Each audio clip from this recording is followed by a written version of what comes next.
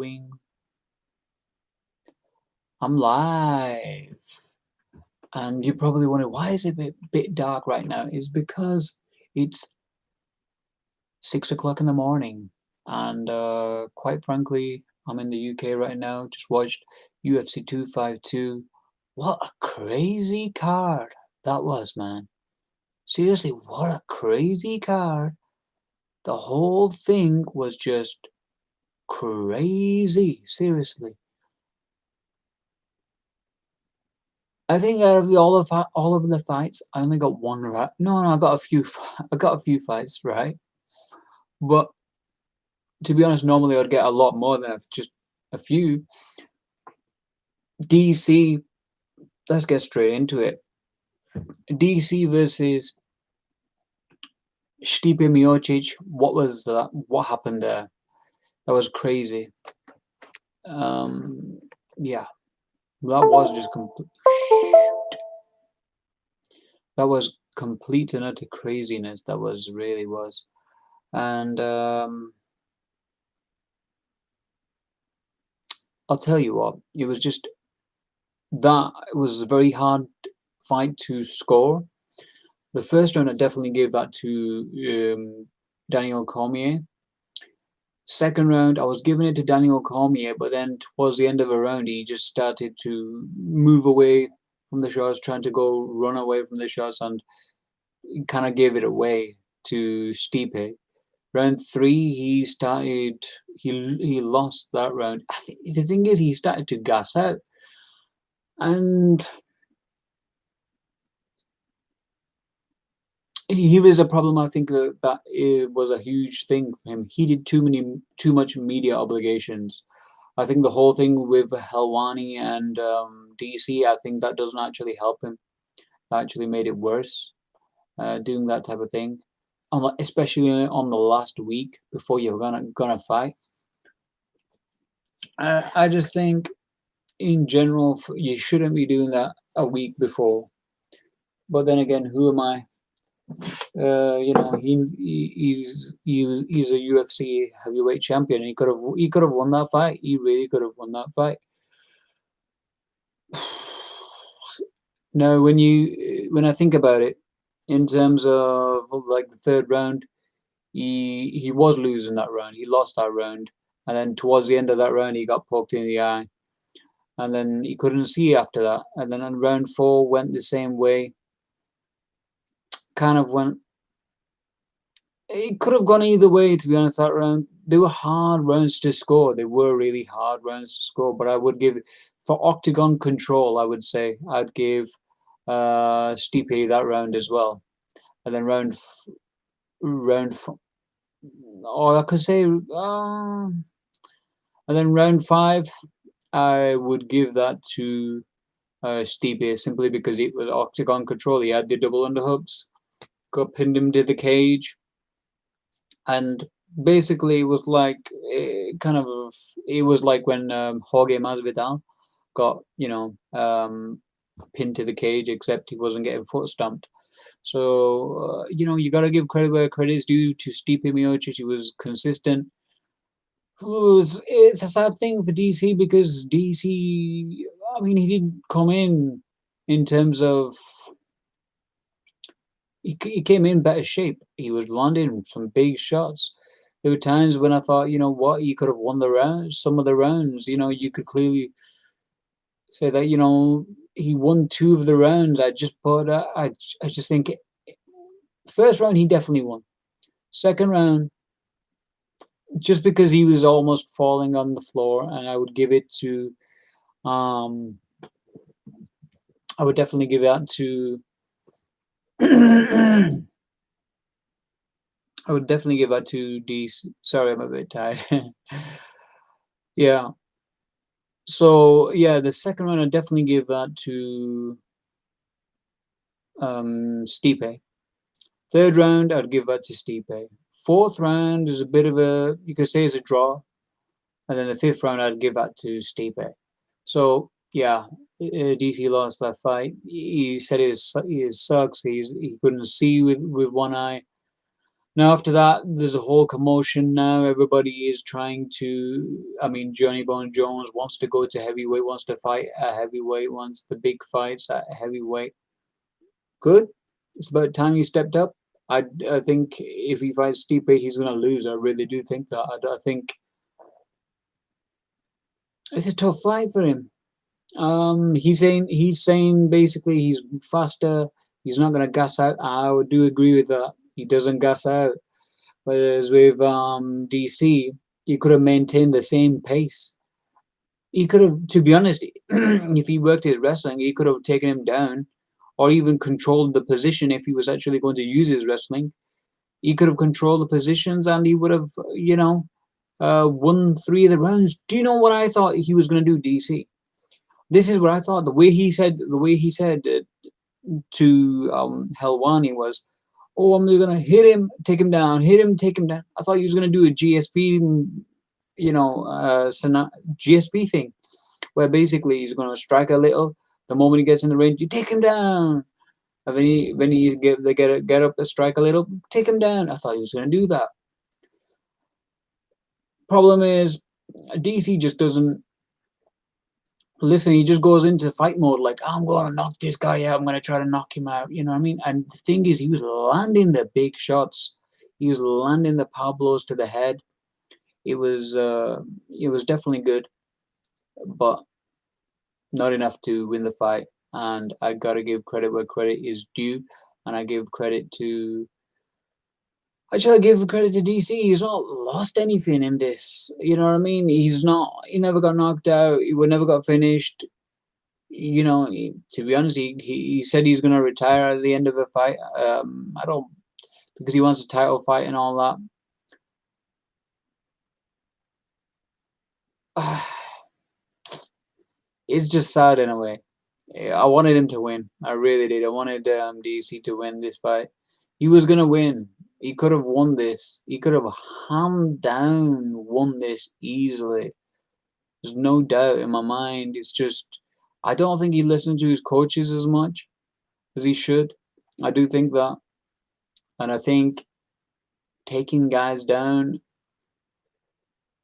he's trying to conserve his energy, and like Jones said it himself, I'm not gonna gas out. So that clearly, basically said that he's gonna win the fight against Stipe Miocic, and he could do it. He could definitely do it without a doubt. But I just think that Stipe is very very advanced in terms of the way he adapts with the game. Um, but he bloody well he can take a shot. I'll tell you that. I mean, the shot that put him down in the first fight, he landed it many times before, but DC couldn't finish him. And I thought that to myself. I was thinking that. That's why I was thinking DC's gonna go there, take him down, do a bit of ground and pound, stand up back again, strike a little bit, take him down, and he started off like that. The moment he went for the head, what's his name? Stipe. He went for a single and then kind of took him to the ground, but then got him in front lock. Um, it was good fight overall, good fight, but no, none of them really lost, man. I mean, especially DC, you cannot say that he's a loser out of the fight. Now, let's have a look at the other results, man. And the other one was Sean O'Malley. What a weird. This card has just been complete and utter weird, man. It was absolutely utter weird. They built Sean O'Malley. Look, I'm not a hater of Sean O'Malley, man. I mean, curly hair and all. I don't hate him. You know what I mean? Um, it's just Shaw. It was just unbelievably crazy the way it just turned out. It was like a WWE promo they did at the beginning, like he's the next big thing type of thing. He's coming up and comer, big timer. He's gonna go and take it to the next level. And Marlon Vera was there to be taken. He did not look. Sean O'Malley looked huge compared to Marlon Vera. I mean, huge. Well, he is. Sean O'Malley's like about 6 foot. Marlon Rivera, I'm not sure how tall he is, but he's not exactly. He looked about 5'9" or something like that. And the moment Sean O'Malley landed some leg kicks, he thought, "Oh man, they are stingers. He's gonna go. He's gonna go." And then he started to faint. Started to faint. And then he went to move forward. And the moment he went to move forward, his leg injury popped out. Yeah. And then after that, he knew that his leg just got messed up again. And then Marlon Vera was just like, "Okay, what's going on? Okay, let's go carry on fighting." Because at the moment he did that twitch and try to move forward, Marlon Vera was doing good though, in terms of like, instead of every time Sean O'Malley was trying for shots and trying to commit, um, Marlon never gave him opportunity to get hit on the face. He was actually moving backwards this time, so he made him overcommit. So I guess that was a good thing. Marlon Vera did the right thing that he should do. I think he circled to the left, and then he didn't see what happened. And then they continued to strike for a little bit, and then he couldn't stand on his his right leg, and then he was on the floor, and he got grounded, pounded a few times with a big elbow, a couple of hammer fists. Herb Dean just called it off, and I think he wasn't out. Sean O'Malley wasn't out, but he did the right thing. He did the right thing, without a doubt. He did the right thing. By stopping the fight, he shouldn't. He saved his career even more. But this is and apparently Megan O'Leary at the end of the fight, she basically said that I think it's his previous injury. I think he had a broken foot, ankle, and he had a surgery on it or something like that. So it's the same thing, same injury, and he's going to be injury prone now, because I mean, if you saw one of his other fights, he was fighting, and then suddenly he injured his ankle again, and then he ended up fighting off the floor. You can watch that fight, and he showed a lot of grit, but the other fighter showed a lot of horrible fight IQ. He had the opportunity to finish him, but he just didn't finish him. He just, in a way, kind of ended up on top of him and never finished him, and that's how Sean O'Malley won the fight. Even though he had a damaged foot or ankle, but yeah, this time it's caught up to him, and it's a shame, man. He's a rising star.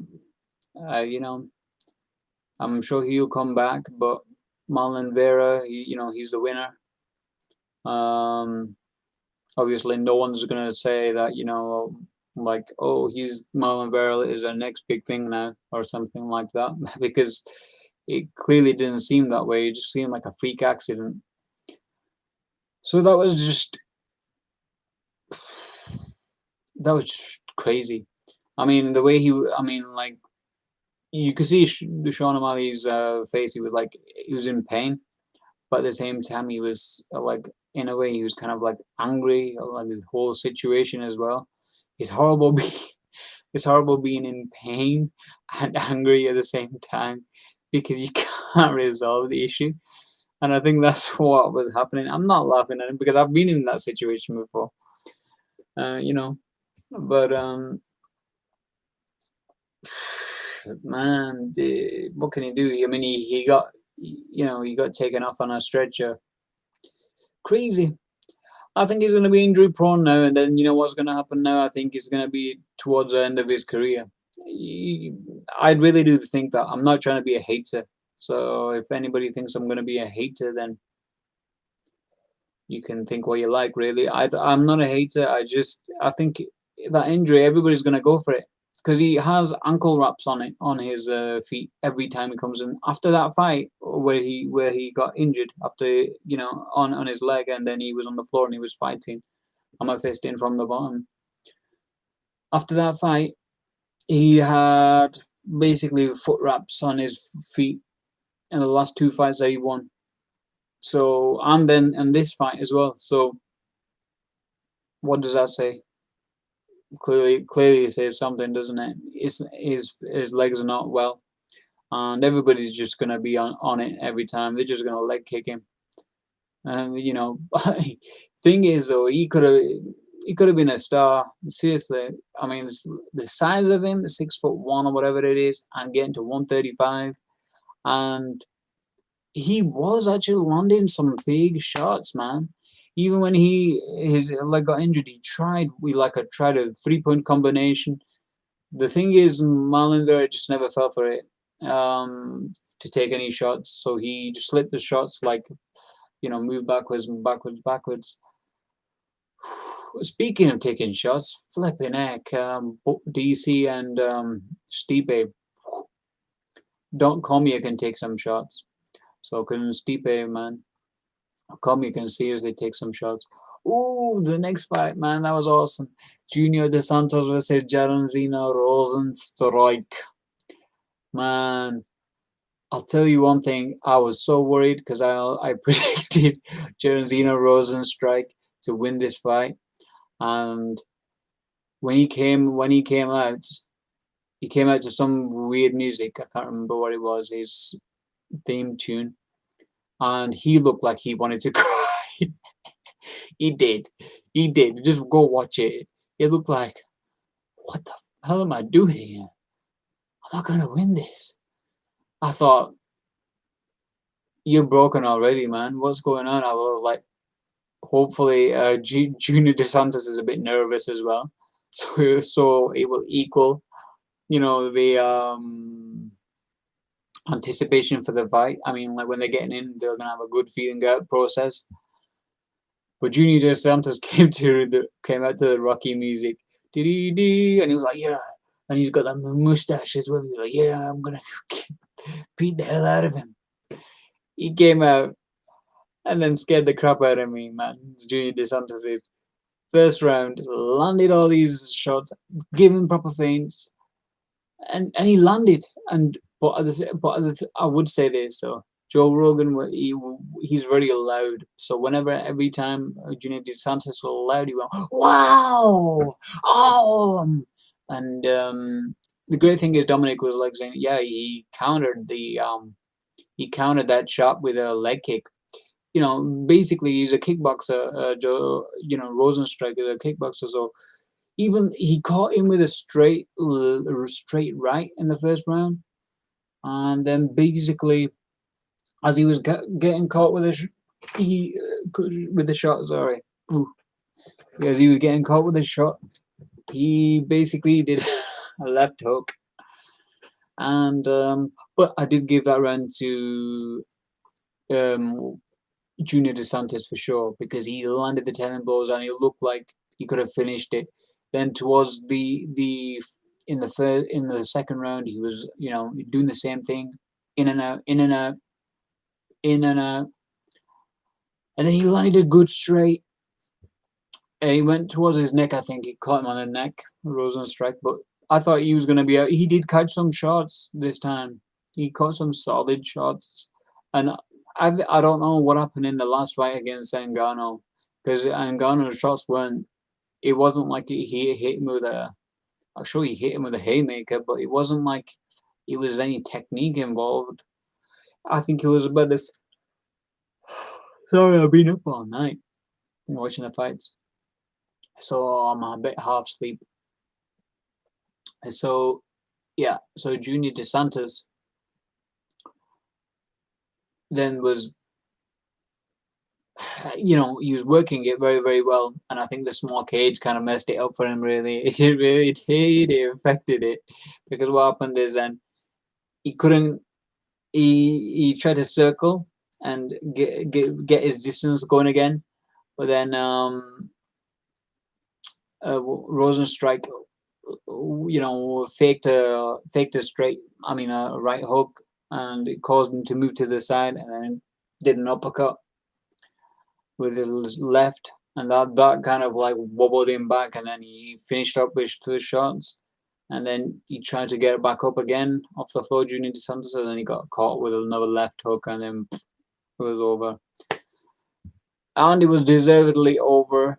And you know what? I give Dos Santos a whole load of credit, but it's like I said, you can't just be a boxer. You have to be a wrestler and a kickboxer. But I will say his kickboxing was good, man. If you saw, he did the 12 kick. Is it the number 12 kick? You know the yeah. I think it's the number 12 kick where the head kick where it goes like that. So yeah, it was good. It was good, man. He did improve a lot, but my God, and he was a bigger guy. So, but in terms of wrestling, nope, il n'y a pas, il n'y a pas, no merci. It wasn't there. Okay, so Jaron Zeno Rosenstrike, what's next for him? Who the hell knows, man? He said himself he's just gonna go back to the gym because he doesn't have a clue. Who's he gonna fight? Who's he gonna fight next?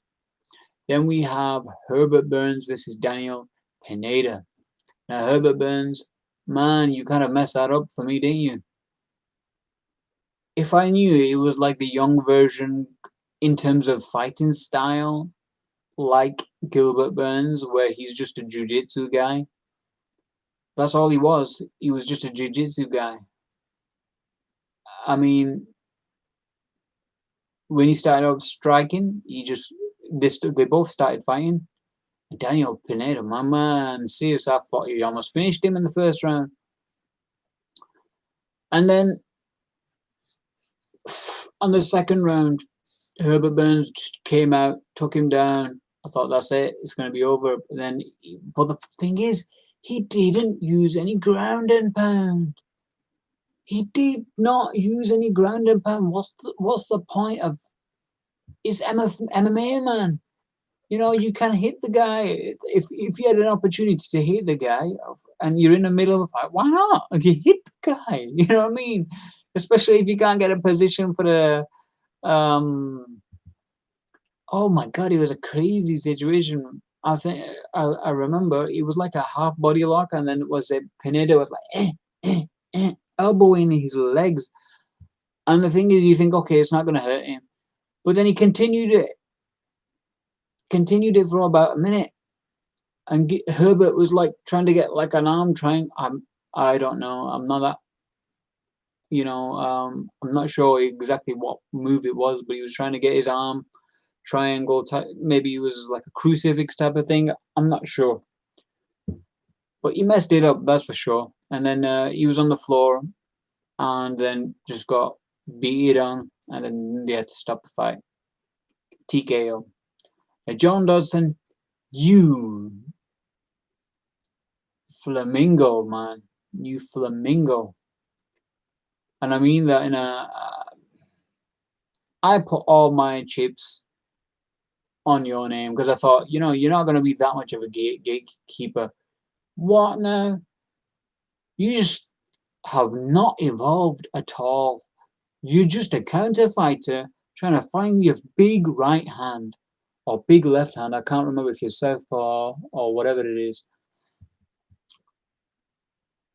Merhab, wow. I mean, like I have to say, he's evolved as I mean, it was a 3-round decision, but he's certainly entertained me in terms of like, okay, what's he trying to do? I don't know what to do.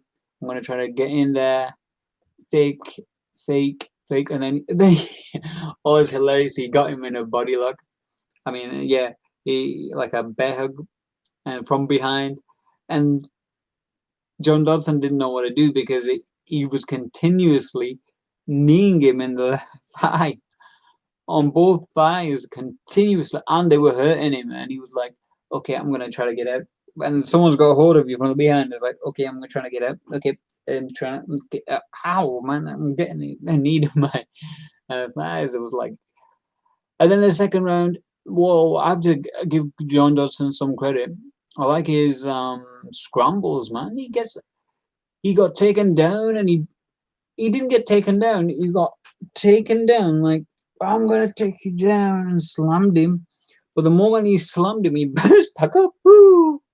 Like a tennis ball, like what was his name? Dominic Cruz said. And then towards the end of, I mean, in the third round, he got taken down, and then he just pushed away from him, and got back up and ran up. But the thing is, you haven't evolved with the game. That's why you are the gatekeeper for the next level guys, and you're not gonna be. I don't know who. I don't. It didn't look like you're training with Jacksons anyway. But to be honest with you, I don't think that helped you anyway. Maybe you need a new camp. That is for sure. Wow. So Mirhab at 135. Maybe he should fight his teammate. Who is he? Oh, what's his name? Yeah, the guy who never gets a title shot but keeps on, trying to put his name in. I can't remember his name.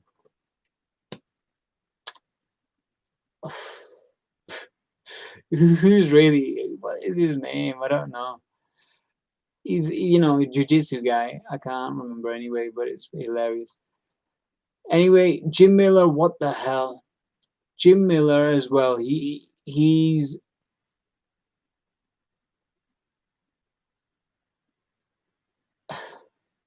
I'm speechless. I'm speechless. He started off a great first round. He started off great. Boom, boom, striking, moving in, getting there. But then he just kept on going for his submissions. But then he overcommitted on the submissions every single time. He was like, and then in the first round, because he got out of it, it was okay, fine, it was okay. But then in the second round, Vince Pichel, he just thought, man, I gotta go out and win this. So he just went at him, and then he took him down, and then he started to do some damage, and then he tried to sub him. But then the thing is, instead of Jim Miller trying to get up off the bottom and do something, use his wrestling or something like that, he just kept on committing to either leg locks or a normal platter or something, or a triangle. He's seriously, he started off the second round. He took a head kick and then went to the floor. But what the hell was that about?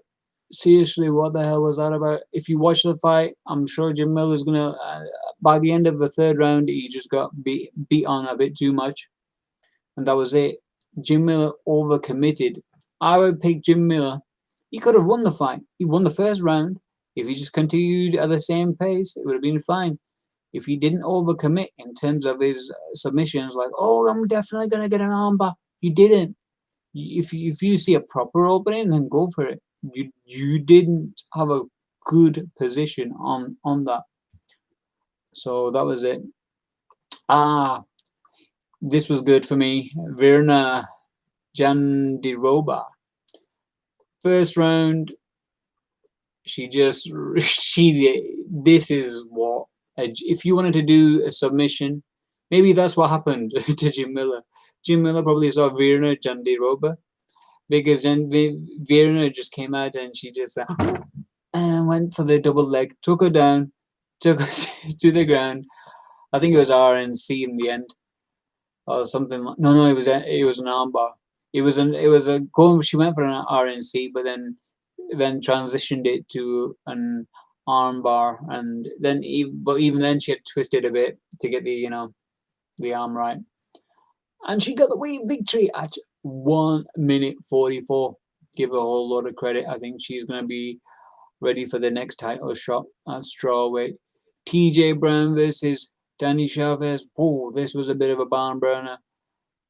Danny Chavez he used his brain and leg kicks kept on leg kicking him, leg kicking him, leg kicking him.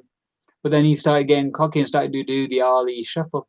And towards the end of the round, then TJ Brown just came out, landed straight left in his face. So he went, "Ooh, damn, this is going a bit, you know, going a bit all over the place." So then he tried to, circle, and then got through that round. Then he just continued to do the leg kicks, and then TJ Brown never had much of it. But then he did catch him, TJ Brown, with quite a few times and almost finished the fight. But the problem was, TJ Brown then just went for the submissions full on, and then you know it was a tough fight. You got to give it credit to both guys. It was a real tough fight. Ashley Yoda versus Renata D'Souza. Renata Souza. I was right on this one. Livia Renata Souza won this one. She just landed the most, the more right hands. That's what it was. She just controlled the pace. I mean, no, Ashley Yoda was just like, ha, ha, ha. I mean, she's going to learn from this, Ashley Yoda. Is she related to Yoda? No, I'm sure she's heard that joke many times. But, yeah, so Ashley Yoda, what can I say about her? I mean, like, she's gonna have a bit more of a killer instinct. She had some opportunities, but every time um, she came close and Susie had landed some of the big right. She timed it very, very well. That's what it was, and used the distance towards the cage very, very well. Um, Ashley Yoda, if she actually focused on actually winning, her leg kicks were really good instead of just participating. I think maybe was it the first time that she came on over here. But either way, I think Souza had a lot more of the killer instinct. That's where it was, to win the fight. It wasn't just about I'm just gonna win the fight and that's it. No, she went to I'm just gonna go and have a good sparring match. It wasn't like that. So Souza won that one. So what have we learned from this fight? I didn't watch the early prelims because I didn't want to. But what do we learn from this whole fight card is that the whole thing was weird, man. The whole thing was weird. This is what I think is going to happen with Sean O'Malley's career. I don't know, man. He's going to need to think of something else. Maybe he needs to. I don't know. It's a tough thing to come from. The problem with him is he's a very tall guy. He's a very, very, very tall guy, and he's got thin legs. And now he's got injuries to his legs. If he wasn't that tall for the weight division, I think it wouldn't be compensating too much in terms of punching power and resistance to take leg kicks and move. Maybe he didn't have a nice warm up, but regardless, man, seriously, I think he's gonna come back. I'm sure he's gonna come back stronger. It's an injury. He's a star anyway. You know what I mean? He can do many of the shows. Come back at the beginning of next year, and he's got many.